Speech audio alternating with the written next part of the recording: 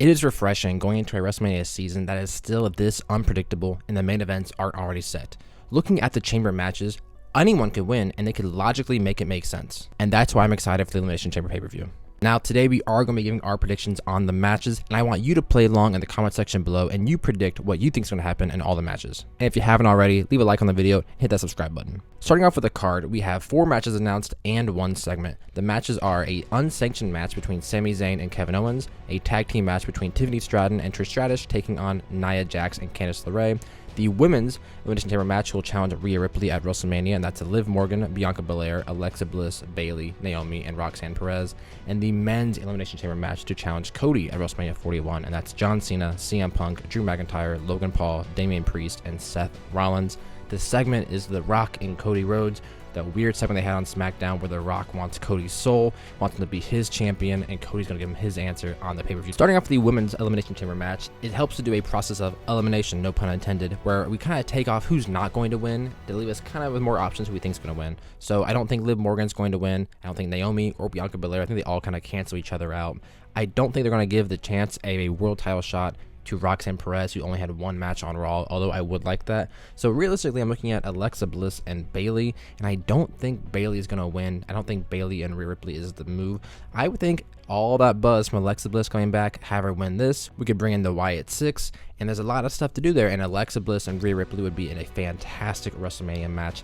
My only hiccup with this is that Alexa Bliss is now on SmackDown, Rhea's on Raw. There's obviously so many easy ways to get around that. If it were up to me, I would choose Liv Morgan or Roxanne Perez. I know they've been trying to build that Liv Morgan, Rhea Ripley storyline for a whole year. They wanted the WrestleMania match, and they kind of ended it on, I think, the January 6th episode of Raw on Netflix. And now they've pivoted to the Who Attacked Jade Cargill storyline, and I think that Liv and Raquel are the red herring, and it actually was Naomi, and I think that's going to be Naomi and Bianca Belair at WrestleMania, and that's why I don't think that Bianca or Naomi are going to win this match. I do think, because they're having a tag team title match on Raw, I think Liv and Raquel should win the women's tag team championships from Bianca and Naomi. In reality, though, it should be Io Sky. She should be a part of this match. I don't know what's the creative direction there, unless they're saving that match for down the line at like a SummerSlam, but I think Alexa Bliss should win the match. Going to the other women's match, we have Tiffany Stratton, Trish Stratus taking on Nia Jax and Candace LeRae. This one's easy. Give me Tiffany Stratton and Trish Stratus. I don't think you're going to have Trish come back to lose at her hometown, and you're especially not going to have Tiffany Stratton lose when she's already going to be in a main event match with Charlotte Flair at WrestleMania. It makes no sense to have her lose to Nia Jax and Candace LeRae. So there's no point even talking anymore about this match. I think it's going to be easy. I think it's going to be just a fun little whatever match, and we're going to have the champ and the hometown hero get a victory.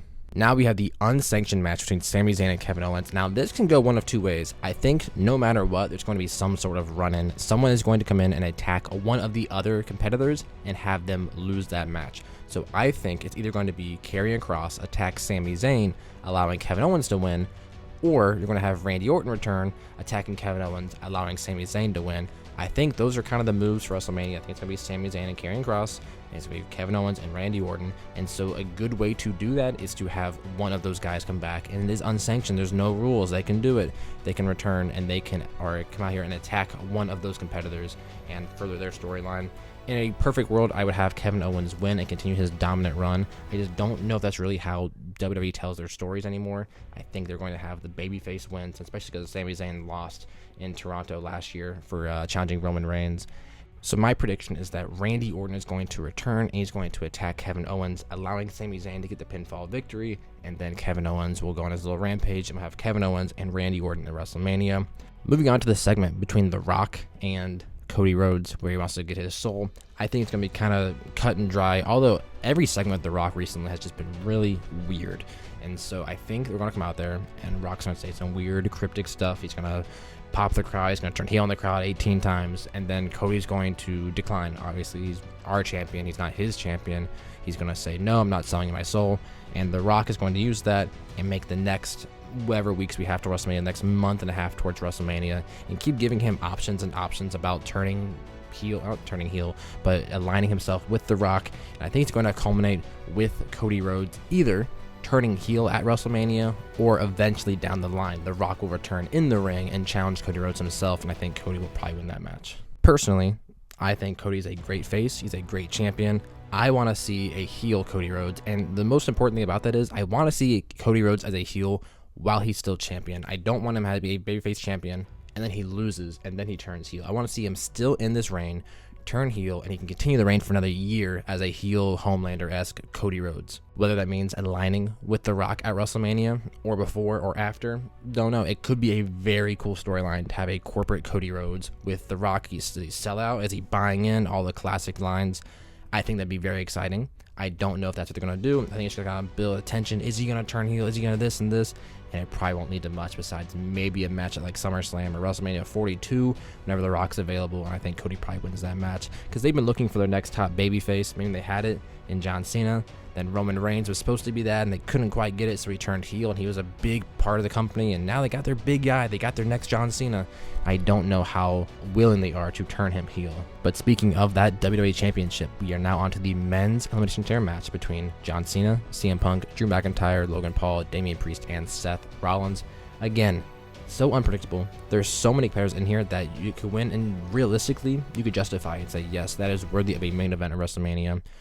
A couple just to knock out. Damien Priest, you are not winning. We are not getting Damien Priest and Cody Rhodes. Logan Paul, you are not winning. We're not getting Cody Rhodes and Logan Paul at WrestleMania. I could see him do that match later on. SummerSlam, Backlash, one of the random pay-per-views, but not WrestleMania, which leaves Seth Rollins, Drew McIntyre, CM Punk, and John Cena. Out of those, I don't think Drew's winning it. I saw a storyline post on like Twitter where Drew wins, and then eventually after Cody keeps turning down The Rock, that Drew takes up The Rock's offer and he's now the corporate champion and he beats Cody at WrestleMania. That would be cool. I would like that.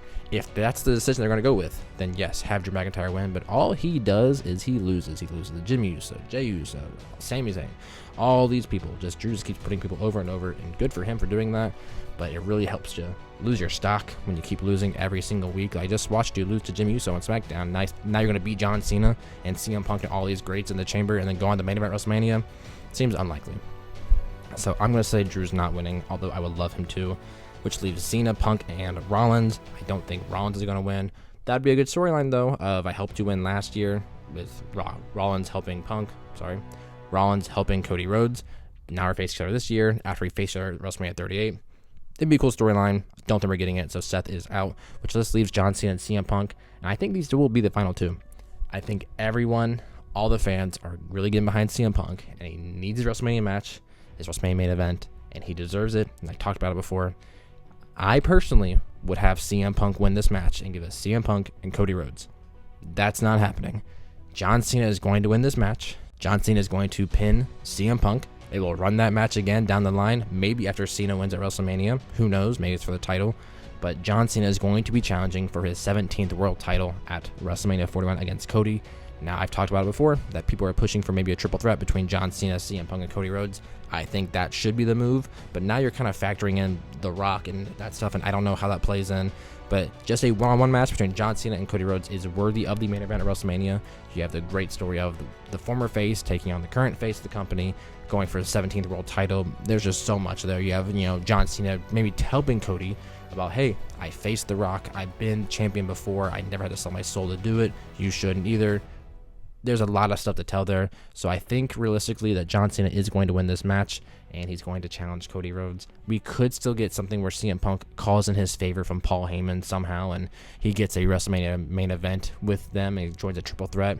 Not sure how they could do that, but CM Punk deserves a WrestleMania main event, and he should be getting it. I just don't know if they're going to do it this year. I think John Cena is going to win. But let me know in the comment section below. What are your predictions for the match? Who you think is going to win? How you think it's going to happen? Let me know. Make sure you subscribe. We're on the road to 500 subscribers. See you in the next video.